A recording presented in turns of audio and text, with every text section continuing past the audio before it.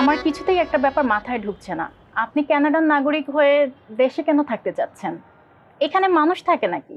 তাছাড়া ওখানকার জীবনযাপন কত সুন্দর, কত উন্নত। হ্যাঁ, উন্নত বটে, কিন্তু নিজের দেশ তো নিজের দেশেই হয়। আসলে ওসব মায়া কান্না কেঁদে কোনো লাভ নেই। আমাদের যদি বিয়ে হয় তাহলে আমরা কানাডাতেই থাকবো, আর আমাদের পরবর্তী প্রজন্ম ওখানেই বেড়ে উঠবে। তাতে করে কি আপনার কোনো প্রবলেম হবে? না না, আমার কোনো সমস্যা নেই। সংসার বিষয়টাই এমন যে দুজনকে মিলে সিদ্ধান্ত নিতে হয় সরকারের। আর নো প্রবলেম। সেটাই, কানাডার নাগরিকত্ব পাওয়া বিশাল ব্যাপার।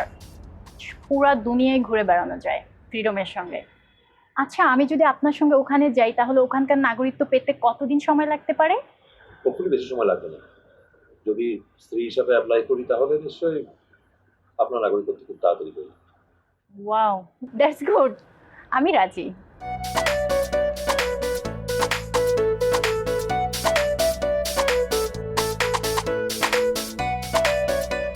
ঠিক আছে, ওদের কথাবার্তা শেষ।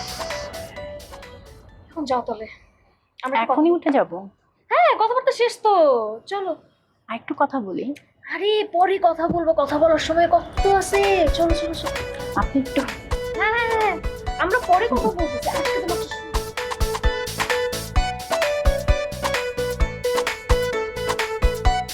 আপনি ওনার সাথে রাজি? হ্যাঁ, কিছু কিছু শর্ত ঠিকই তো আছে, অসুবিধা কি? কি কি শর্ত ঠিক আছে শুনি? এই যেমন বিয়ের পরে কানাডা চলে যেতে চাওয়া আমার সঙ্গে, আর তার তো নিজের সন্তানের ভবিষ্যতের কথা বা ভবিষ্যৎ নিয়ে সিদ্ধান্ত নেওয়ার অধিকার আছে, সকলের থাকে। তো বুঝছো কি? আপনি না আসলে বোকা। হ্যাঁ, আপনি বুঝতেছেন ও কি করতেছে? আপনাকে না বিয়ে করবে, বিয়ে করার পরে কানাডা যাবে, কানাডা যাওয়ার পরে সুন্দর মতো নাগরিকত্ব পাবে, তারপরে সুন্দর মতো আপনাকে ডিভোর্স দিয়ে দিবে। আহা হা হা, তখন আপনার কি হবে? মশলা এক্সপার্ট রাঁধুনি নিয়ে এলো টেস্টিং সল্ট মুক্ত রাঁধুনি স্বাদ মেশালি, স্বাদ হবে দুর্দান্ত। বুঝতেছেন আপনি? সে কি, তুমি কি করে বুঝলে?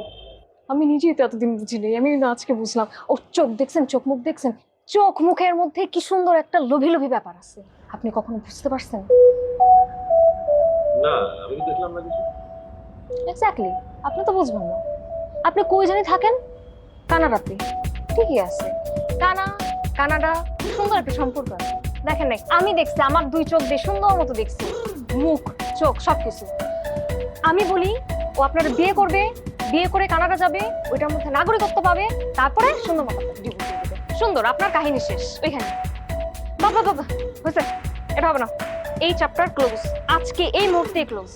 ওনার কথা মাথায় হয় নেন না, চিন্তা করেন না, চিন্তা করা বাদ দেন। হ্যাঁ, উনি হবে না, ঠিক আছে? গুড। আরো আছে, আরো অনেক সুন্দর সুন্দর মেয়ে আছে, আর অনেক সুন্দর সুন্দর বড় আপা আছে। চিল।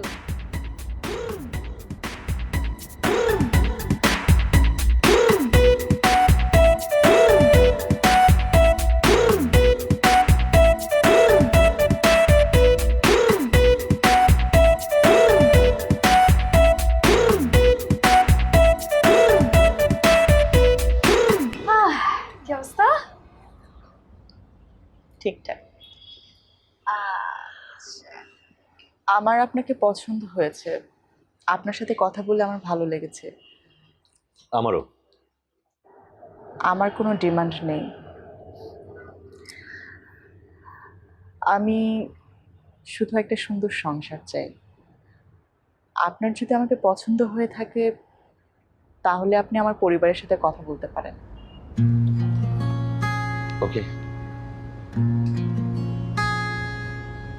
আচ্ছা শোনো তো, আপু একটা কথা বলো। তোমার কি বাংলাদেশে থাকার ইচ্ছা নাকি কানাডা? না না, বিদেশে কেন? আর বিদেশে থাকলে তো বাবা মা রিলেটিভস কারোর সাথেই দেখা হবে না। আমার এটা পছন্দের না। আমি বাংলাদেশেই থাকতে চাই।